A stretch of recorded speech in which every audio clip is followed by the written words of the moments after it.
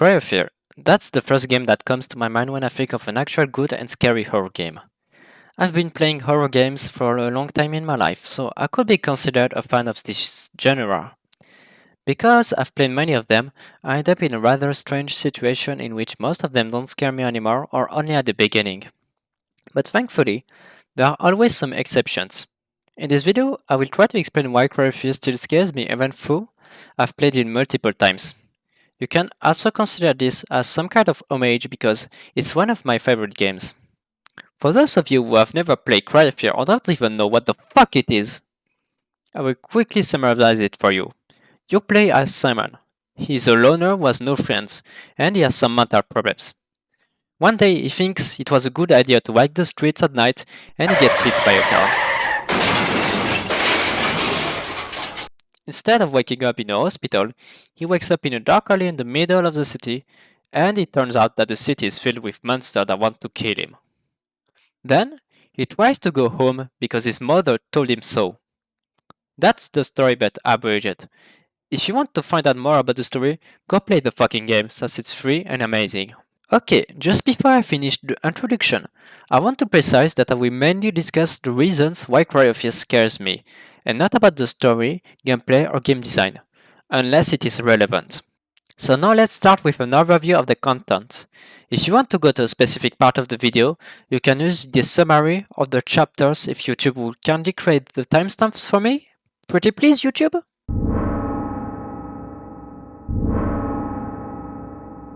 The enemies are a big part of this game, mainly because it's a survival horror game. But there are a lot of varied enemies, each with a unique design, but most of them are humanoid. They look human, but they are not, or at least not anymore. Some of the design for the monsters are chilling to look at, and that's a great thing for a horror game. And how can I not talk of the sound designs? Some of them will scream or gurgle at you once they spot you. Others will punt once they are next to you, and etc. Each enemy has a distinct noise attributed to them. For example, the Blade Lady emits metallic noise when she walks.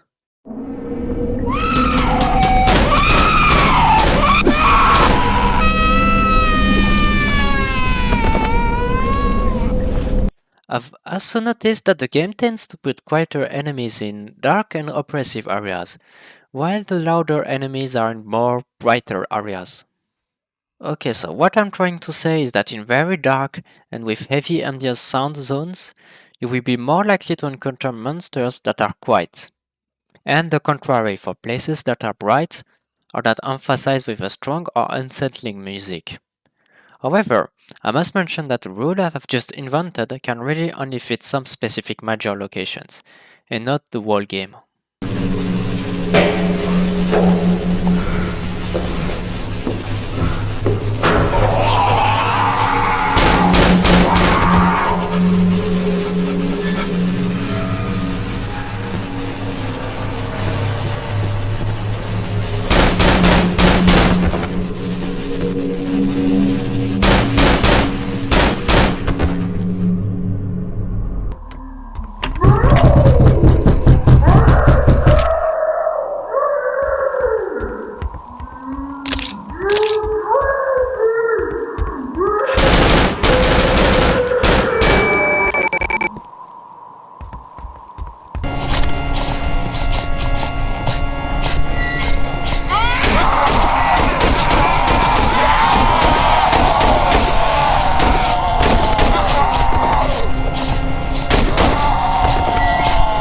This can create tension for me as in quieter areas I tend to move more slowly and check every corner I can as I'm always expecting something to come out of the shadows.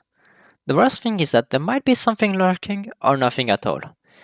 And it's either not better in louder areas as I'm always on my guard and paying attention to every noise since each enemy has an associated sound with them as mentioned earlier.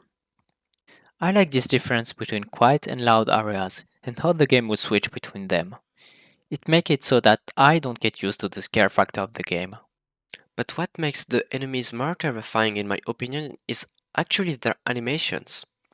Their movement is erratic, to say the least, They don't move like human beings or anything that we know.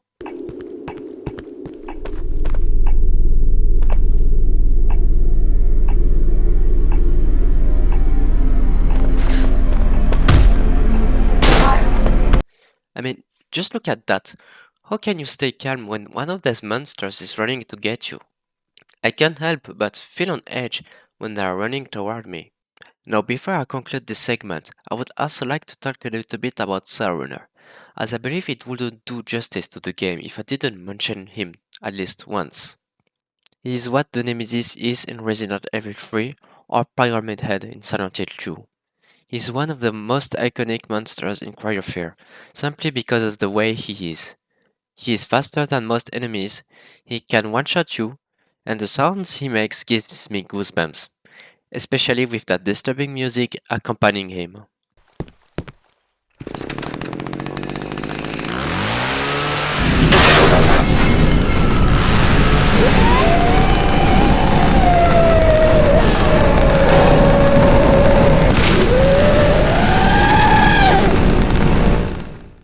Alpha is not invincible. He has 2000 health points, so killing him is not really a possibility unless you cheat. So your only option is to run. However, he has one weakness that destroys all of his spookiness.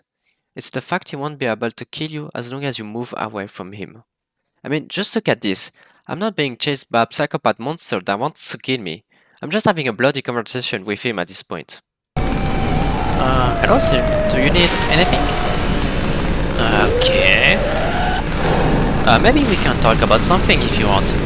What do you think of the current price of inflation? Yeah, I understand. It's quite terrible, isn't it? Well, anyway, I have a train to catch. Goodbye, mister. How could this happen to me? I made my mistakes, got nowhere to run. The night goes on as I'm fading away. So this concludes this section. We can now go to the next one, which is the atmosphere.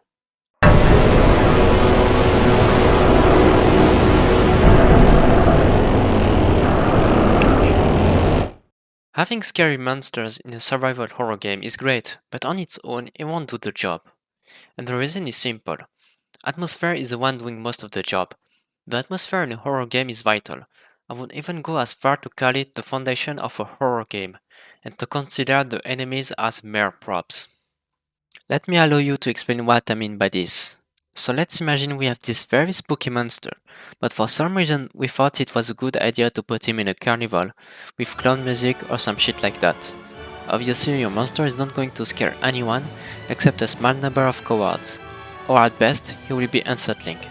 But if we decide to position him in a dark forest, with an uncomfortable music, then your monster will be able to give your players the nastiest spook of their life. What I consider an atmosphere for this video is basically the music, audio, and level design. The music is pretty self-explanatory.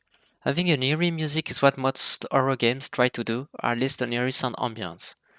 But sometimes, having no music or sound ambience is a valid option if you can counterbalance it with the audio.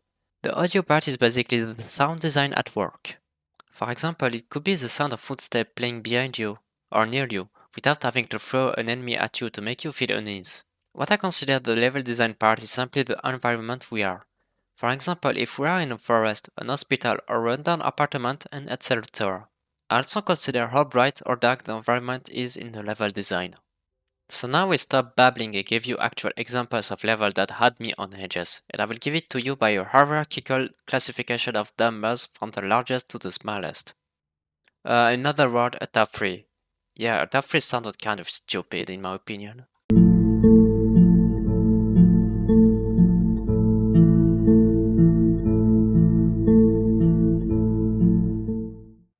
I really like how they designed that level.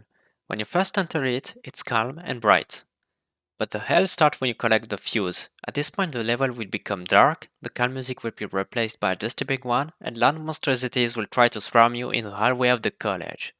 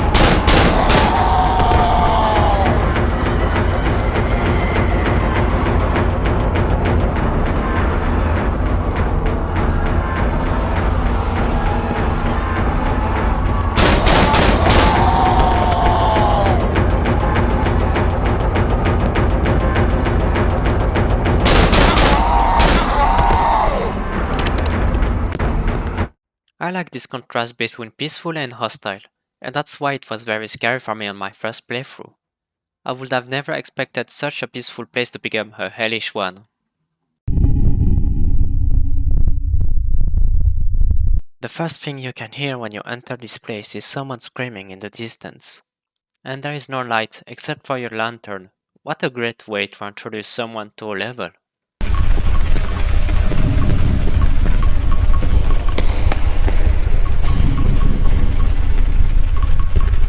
Most of the level will be blocked off, and to unlock it you will need to restore the power. But you can still explore the first floor, in which you will thankfully find no enemy. Restoring the power unlocks most of the asylum except for a few locked doors, and will spawn some enemies. However, there is a catch. Enemies only spawn via progression in the level, meaning that you can explore every room possible, but it won't stop them from spawning. For example, after giving or keeping the gun from the doctor, a psycho will spawn behind you to the right corner of the hallway.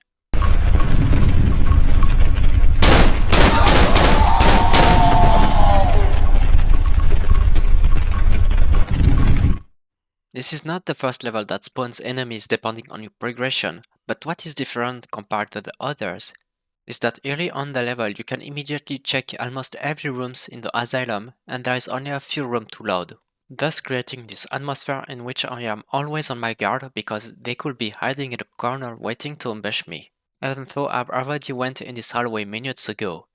And it especially doesn't help with the screaming in the background or some parts of the asylum that doesn't have any lights.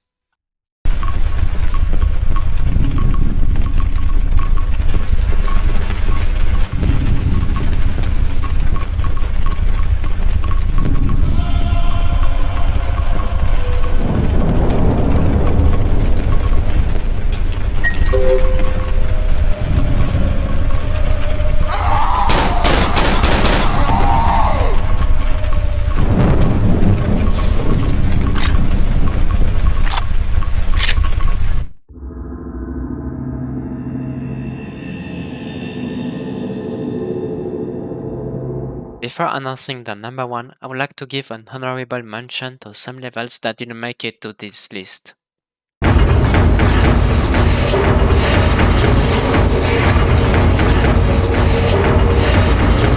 The reason this level isn't in the ranking is quite simple. It's not really scary but more stressful. You are lost in a maze with a bunch of invisible monsters that can kill you if they touch you, and the music or sound ambience is kind of troubling in my opinion. Scary and stressing is not really the same thing, but they are intertwined.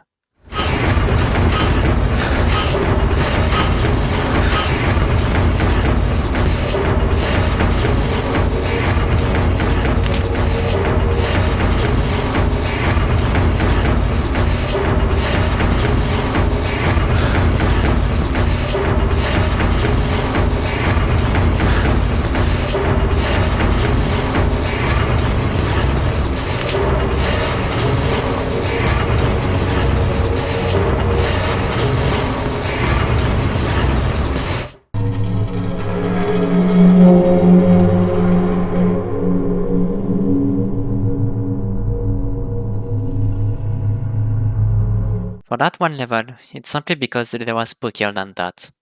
But this doesn't mean it isn't scary. The absence of music, the sound ambience combined with the frequent sound of the loud footsteps near our character, and the fact that I must use flares to light my way makes the tunnel subway a very unsettling zone for me.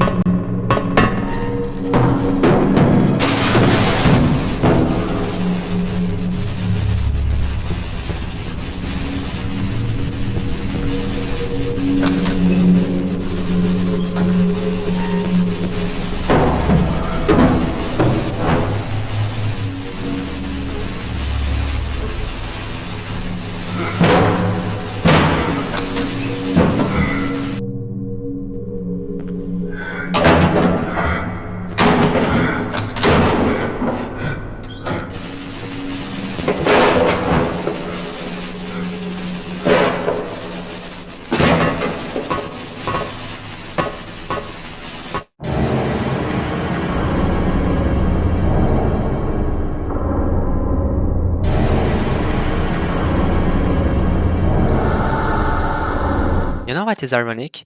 I feel actually relieved when I entered the asylum, because this means I'm done with this accursed forest. This is how much I fear this zone. I don't fear it as much as I did in my first time playing the game, but it still always makes me feel nervous. There are multiple reasons for why that I will try to explain. The forest is very dark, and your only light source is a lantern, which is not a great tool to illuminate the path ahead. So most of the time I would always pay attention to my surroundings, trying to figure where the fuck I need to go, but to also make sure there isn't something lurking in the darkness to catch me off guard. I also must mention how great and scary the sound ambience is.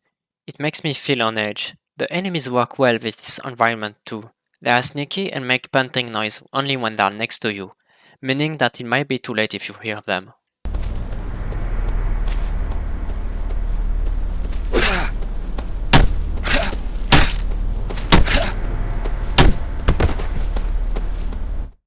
The forest is divided into 4 main parts for me. One where you get chased off by Sarwaner,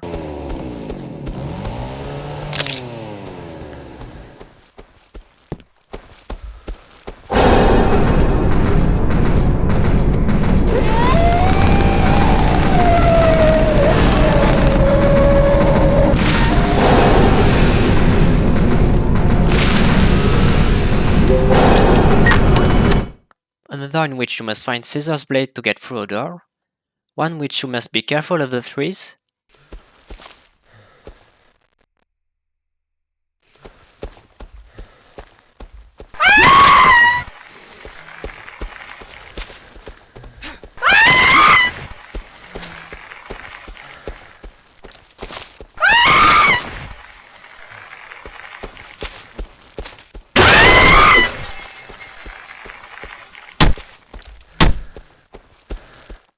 and the last part is in a bunker.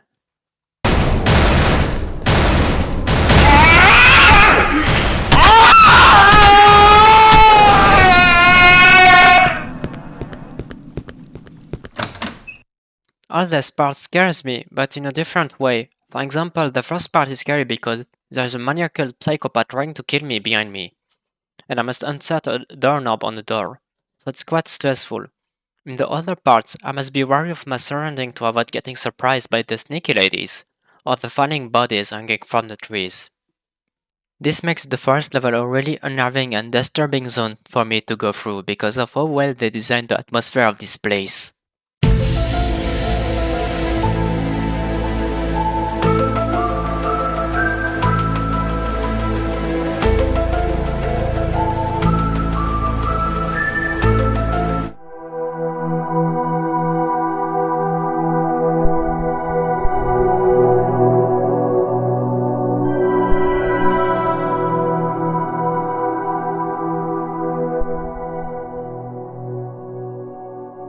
In conclusion, I've explained why Cry Fear can still induce fear in me each time I play it. I've described how the monsters in this game are disturbing, and I've discussed the importance of the atmosphere. In a way, having a good understanding of how to create a good atmosphere is the key to getting a player immersed in your game, whether it is a horror game or not.